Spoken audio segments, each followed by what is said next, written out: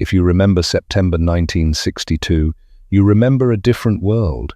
You remember when a new car still had that distinct smell of paint and upholstery, when chrome actually meant something, and when a family saloon wasn't just transport, it was a statement about who you'd become.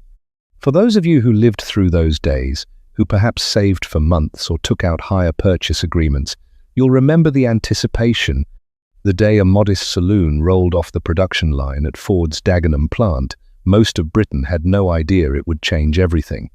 But you who queued at dealerships, who debated specifications over tea, who made that decision, you were part of something that transformed British motoring forever. The Ford Cortina Mk1 didn't arrive with fanfare or revolutionary technology. It came with something far more powerful, perfect timing and brilliant execution. And if you were there, you know exactly what I'm talking about. You might wonder what made 1962 such a pivotal moment for British car buyers. Harold Macmillan's government was struggling with balance of payments problems. A wage freeze imposed the previous year had dampened enthusiasm, yet paradoxically, Britain was entering a consumer boom. Hire purchase was transforming working-class families into car owners. Television sets, washing machines, and motor cars were no longer luxuries for the wealthy, they were aspirations within reach. Ford of Britain understood this transformation better than anyone. Their previous offering, the heavy and over-engineered Ford Classic, had been a commercial disappointment. It arrived too late, cost too much to build, and sold for more than families wanted to pay. Meanwhile, BMC's Mini was proving that small, efficient cars could capture the British imagination. Ford needed something different, not a mini competitor, but a proper family car that ordinary people could actually afford to buy, run, and maintain. The answer came from a project with an ecclesiastical code name, Archbishop. In just 21 months, an industry record at the time, Ford's British engineers and designers created what would become the template for affordable family motoring. They didn't know it then, but they just built the car that would define an era and establish Ford as Britain's dominant car manufacturer for the next 2 decades. Section 1. The desperate need for redemption. To understand the Cortina's significance, you need to know about the man who styled it, Roy Brown, Jr. If that name sounds familiar, it should.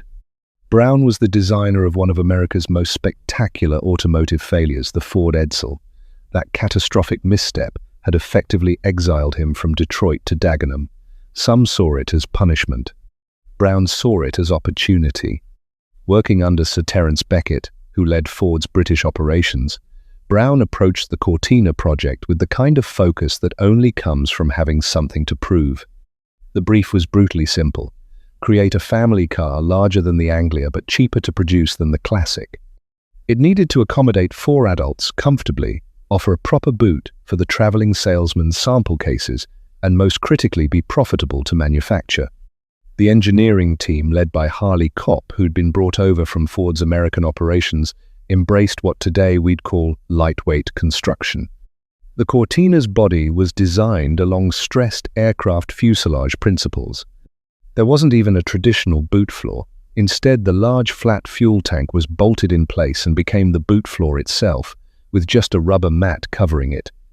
Every component was engineered to be just strong enough, a radical departure from Ford's traditional over-engineering. This philosophy yielded remarkable results. The base Cortina weighed just 778 kilograms, a mere 50 kilograms more than the smaller Anglia, despite offering significantly more interior space. The lightweight construction wasn't just about performance, it was about manufacturing economics. Lighter cars used less steel, required smaller engines, and cost less to transport. In an era when Britain's motor industry was hemorrhaging money, these details mattered enormously. The styling was crisp and modern, without being radical. Brown's team created a 3-box design with clean lines, round headlamps, and a trapezoidal chrome grille. The descending character lines along the body gave the car a sense of forward motion, even when stationary. It looked contemporary without being controversial, exactly what the market needed. Section 2. Launch and immediate impact. On September 20th, 1962, Ford unveiled the Consul Cortina. The Consul name was initially included to link it to Ford's existing model range. The base two-door saloon, powered by a 1,198 cubic centimeter engine producing 48.5 brake horsepower, carried a price tag of £573. The better-equipped deluxe model cost £666. To put those figures in perspective, consider that the Morris 1100, a smaller car with less interior space, cost £675. Ford had undercut BMC's pricing while offering more space and practicality. It was a masterstroke of positioning. The engine was an enlarged version of the 997 cubic centimeter overhead valve unit from the Anglia, bored out to 1,197 cubic centimeters. With a 3-bearing crankshaft, it was simple, reliable, and inexpensive to produce. Peak power arrived at 4,800 revolutions per minute, while maximum torque of 90 Newton-meters came at 2,700 revolutions. Through a 4-speed manual gearbox with full synchro mesh, a significant feature at this price point, it drove the rear wheels through a conventional live axle on leaf springs. The front suspension used McPherson struts, which saved space and reduced costs compared to double wishbones. It wasn't exotic, but it worked beautifully for a family car. The recirculating ball steering provided adequate feedback, and the drum brakes front and rear were adequate for the performance on offer, though they'd soon be replaced by front discs in later versions. Inside, the Cortina was refreshingly honest. The dashboard was flat and simple, with instruments grouped in a hooded binnacle. Early cars came with a strip speedometer that many found difficult to read, but this was soon changed to a conventional circular dial. The interior could accommodate 4 adults in reasonable comfort, though 5 was pushing it given the transmission tunnel's intrusion into rear legroom.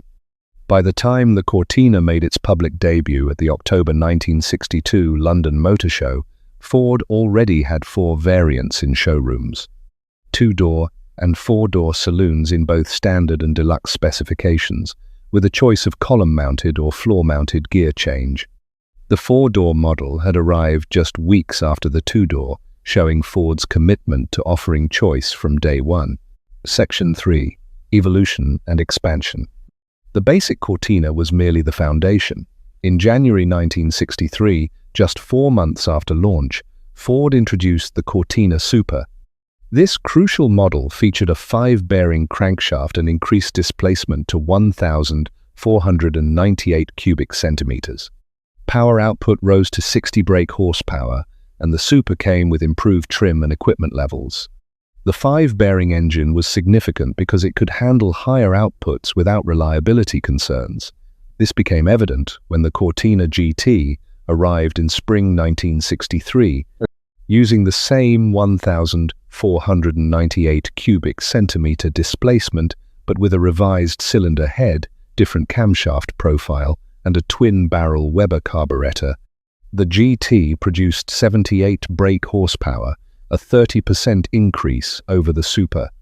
The GT wasn't just about more power. Ford fitted lowered suspension, which improved handling significantly. The car sat lower and looked more purposeful. Later, GT models would receive front disc brakes as standard, addressing one of the few weaknesses in the original specification. With a top speed approaching 90 miles per hour and acceleration that felt genuinely brisk, the GT proved you could have proper performance in a family car body without breaking the bank. But the real bombshell came in January 1963, when Ford presented the press with something extraordinary, the Consul Cortina, developed by Lotus. This wasn't a factory skunkworks project, it was a full collaboration with Colin Chapman's Lotus Cars, one of the most respected names in British motorsport. Chapman had been seeking a replacement for the expensive Coventry Climax engines he'd been using in Lotus road cars. He'd commissioned Harry Mundy, the very man who designed those Coventry Climax units, to create a twin overhead camshaft head for Ford's Kent engine. When Walter Hayes, Ford's PR director, learned of this development, he saw an opportunity. Could Lotus modify 1,000 Cortinas to create a Group 2 homologation special for racing? Chapman accepted, and the result was extraordinary. The Lotus Cortina featured a 1,558 cubic centimeter twin-cam engine, producing 105 brake horsepower at 6,000 revolutions per minute. That might not sound dramatic today, but in a car weighing just 827 kilograms, it was transformative. 0 to 60 came up in around 10 seconds, and top speed exceeded 108 miles per hour. The mechanical changes went far beyond the engine. Chapman replaced the Cortina's leaf spring rear suspension with coil springs, fitted lightweight aluminum panels for the doors, bonnet, and boot lid, and installed a close ratio gearbox from the Lotus Elan. Front disc brakes measuring 9 3/4 inches were fitted, along with a servo for adequate pedal effort. The battery moved to the boot for better weight distribution, as did the spare wheel. Every Lotus Cortina left the factory painted ermine white with a Sherwood green side stripe and flash. Inside, bucket seats, a wood-rimmed steering wheel, and a full complement of instruments including a 140 miles per hour speedometer and 8,000 revolution tachometer reinforced the car's sporting credentials. The price, £910 to £1,000, depending on specification, expensive for a Cortina, but remarkably good value for the performance. Section 4. Production, Success, and Cultural Impact. The numbers tell a remarkable story. Within the first year, over 300,000 Cortinas found homes. By September 1966, the millionth Cortina rolled off the Dagenham production line. When Mk1 production finally ended in October 1966 to make way for the Mk2, Ford had built 1,013,391 examples. For a car designed and built in just 21 months, this was unprecedented. The Cortina didn't just sell in volume, it fundamentally changed the British car market. It established what became known as the Cortina class, a segment that hadn't existed before. Competitors rushed to match it: Vauxhall with the Viva, BMC with the 1100 and 1300 range, and later Chrysler with the Hillman Hunter. But Ford had first-mover advantage and pricing power that others struggled to match.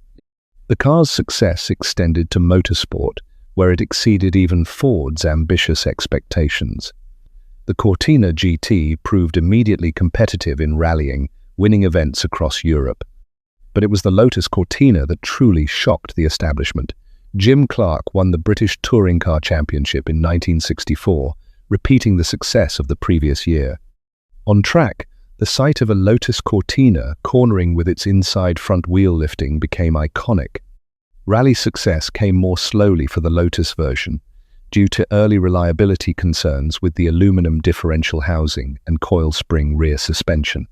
Many were converted back to the standard GT's leaf springs and steel differential, which Chapman found frustrating but which dramatically improved reliability.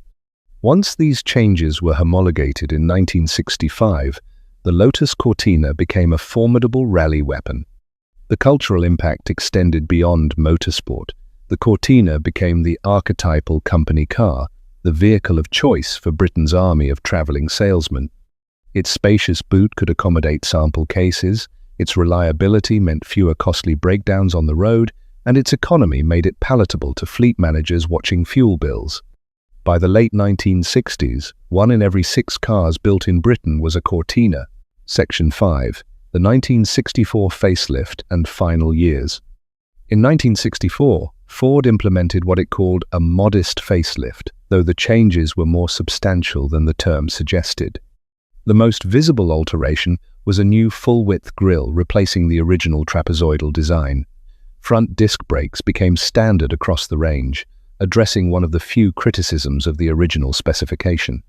Inside, the dashboard received a revised layout, and Ford introduced aeroflow ventilation, a through-flow system that brought fresh air into the cabin without requiring windows to be open. It sounds trivial now, but in an era when most cars relied on opening windows or optional heater systems, Proper ventilation was a genuine improvement in comfort. The console name was quietly dropped at this point. The car simply became the Cortina, acknowledging that it had established its own identity separate from Ford's existing range. The simplified naming reflected the car's success. It no longer needed the association with other Ford models to sell. Production continued at a furious pace through 1965 and 1966. Estate car variants joined the range, offering even more practicality for families and businesses. Special edition models appeared, each targeting specific market segments. But by 1966, Ford was already preparing the Mk2, which would arrive with fresh styling and refinements learned from 4 years of Mk1 production. The final Mk1 Cortinas left the production line in October 1966, making way for the new model. By then, the car had achieved everything Ford had hoped for and more. It had established Ford as Britain's leading car manufacturer, a position the company would maintain for over 2 decades. It had proven that proper engineering and smart manufacturing could deliver both profitability and customer satisfaction. Section 6. Legacy and collector status today. More than 6 decades after its launch, the Cortina Mk1 occupies a fascinating position in the classic car market. Standard 2-door and 4-door saloons, in good condition, typically trade in the £15,000 to £25,000 range, though pristine examples can command more. Estate cars, always rarer, fetch premiums when they appear. The Cortina GT commands significantly higher prices, reflecting both its sporting credentials and its rarity. Well-restored examples regularly trade in the £30,000 to £45,000 range at auction. The prices reflect not just the car's performance but their connection to Ford's motorsport heritage during one of British racing's golden eras. Lotus Cortinas occupy an entirely different stratosphere. Genuine Mk1 examples, of which only 3,306 were built, now command prices that would have seemed impossible 20 years ago. Well-documented cars with known history can exceed £80,000 to £100,000, with race-prepared or particularly significant examples reaching even higher. The combination of Lotus engineering, racing success, and extreme rarity has created a blue-chip classic. Restoration presents challenges that didn't exist when these cars were everyday transport. Rust is the primary enemy. The lightweight construction that made the Cortina economical to build also made it vulnerable to corrosion. Original panels are scarce and expensive, though some reproduction pressings have become available. Every area needs checking: front wings around the headlights, rear valance, floor pans, McPherson strut tops, sills, door bottoms, and A-posts. The mechanical simplicity that made the Cortina reliable in period remains an advantage for enthusiasts today. Parts supply for standard models is generally good, with many components shared across Ford's range of the era. The Kent engine is well understood by specialists, and most mechanical parts can be sourced or fabricated. Lotus Cortinas present greater challenges, particularly for the aluminum differential housing and twin-cam engine components, but specialist suppliers have emerged to support these cars. Perhaps more than any other British car of its generation, the Cortina Mk1 represents the optimism and ingenuity of early 1960s. Britain, it was designed by a team eager to prove themselves after the Edsel debacle. It was built by workers who'd lived through post-war austerity and were now contributing to Britain's consumer boom. It was purchased by families experiencing car ownership for the first time, or by businessmen who needed reliable transport to earn their living. The Ford Cortina Mk1 stands as testament to what happens when timing, engineering, and pricing align perfectly. Roy Brown Jr.'s redemption from the Edsel disaster resulted in a design that looked modern without being radical. The engineering team's lightweight construction philosophy created a car that was economical to build and economical to run. Ford's pricing strategy undercut competitors while still maintaining profit margins that allowed for continued development. From its launch price of £573 in September 1962 to its final examples rolling off the line in October 1966, the Cortina Mk1 transformed British motoring. It made Ford Britain's leading manufacturer, established an entirely new market segment, and proved that affordable family cars could also be engaging to drive, particularly in GT and Lotus forms. The legacy extends beyond sales figures and motorsport victories. The Cortina defined how a generation of British families experienced mobility. It was the car that took children to school, carried families on holiday, transported salesmen across the country, and yes, occasionally found itself sideways on rally stages or racing circuits. It was simultaneously ordinary and extraordinary. For those of us who remember these cars when they were everyday transport rather than collectibles, the Mk1 Cortina represents something profound, a moment when British engineering ambition met market reality and actually won. In an industry famous for missed opportunities and commercial failures, the Cortina stands out as an unqualified success. If you owned a Cortina Mk1, whether it was a basic two-door, a sporty GT, or the legendary Lotus, I'd love to hear about your experiences in the comments below. What do you remember most about these cars? The simplicity, the reliability, the way a GT could surprise modern traffic? Or perhaps you're fortunate enough to own one today and can share what it's like to preserve a piece of British automotive history. Please consider subscribing to the channel if you enjoyed this deep dive into the Cortina's story. There are plenty more British classics deserving of this kind of detailed examination, and your support makes these videos possible. Hit that like button if you found the information valuable. It helps others discover these stories. Thank you for spending this time exploring the Ford Cortina Mk1 with me. In a world of increasingly complex automobiles, there's something refreshing about remembering when a car could be simple, honest, affordable, and still absolutely right for its time and place. The Cortina Mk1 was all of those things, and that's why it deserves to be remembered.